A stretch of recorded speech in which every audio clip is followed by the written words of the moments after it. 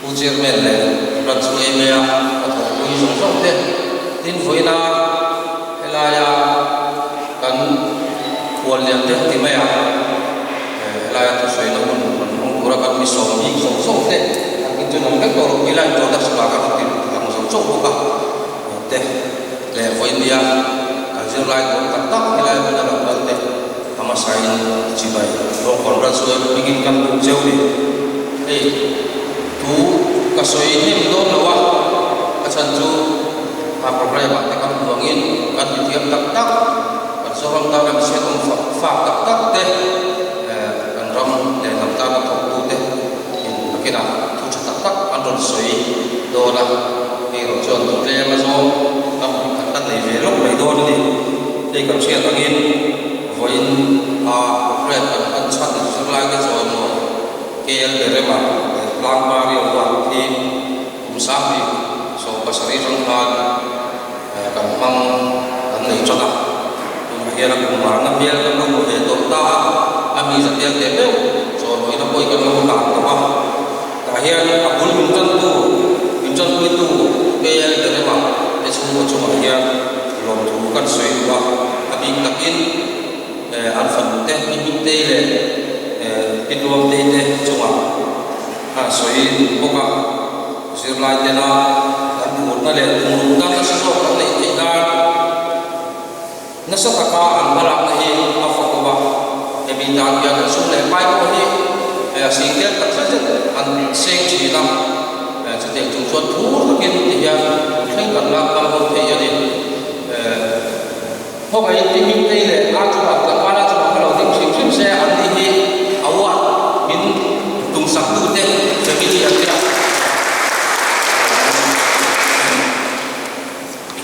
tu lah ya ini le tuang te ni undang pasal lain atau tuang cuti ruang tuanin ve mo mai ta tinung anna putrat hi alo ka dia hai kan soi soi sala dia la kan soi ko hi undang ko chu kon an ve ga tir siret la anna mo mai ta ta he bi ko ma hian na elai ko la ko lai ko tak tak te ko hian ni ka tiam songa kan til ruwa kan sia ta ki ka tam le sel ko ko ave ko ka tin kan ta yenge kan ve ta kan ti ve te kan ve ti mun chon hian yenge kan ti ti te ko hi kan ngai ko na da klang lai la a tho ve ko ma ka kan soi la chu chu ne se la gen kan sia ta gen ta ma sa lo me IAS result dia sekolah result dia pada dalam wafat terjun ke kok tak cuan ada view ni yang central service nanti IAS IFS dia ada tepok pada yang cukup dia lama ya tingturah dia lama tingturah jam tamlah nasaki apa yang boleh kita India sokar bomber dia soalnya sokar besar cabinet secretary IAS pos ania jadi kocuan IAS adalah arsatisi abon tak sedang station semua sokar kok sampai kok IAS itu mulai lah soalnya tidak bingung kan sudah lari bulan mau SOO CS chief secretary dehi akhirnya itu Tunahya IAS servisi miso pakat war ni karena ni bukan in IPS lama udahit dari salah anihi guna servis lain kan ni cung aniha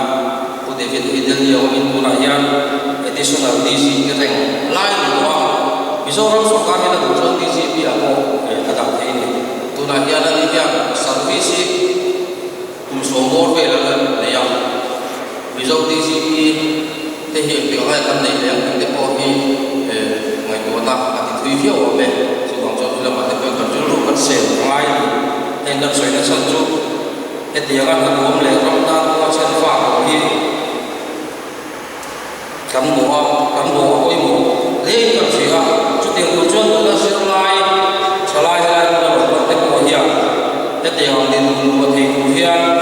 itu macam turin kan so tu jauh ni, cuma topper acuan ini zona kalau lesel itu orang kalau kita sangat dikelilingi orang tak hokjungin le chorla ya chuang itu sakla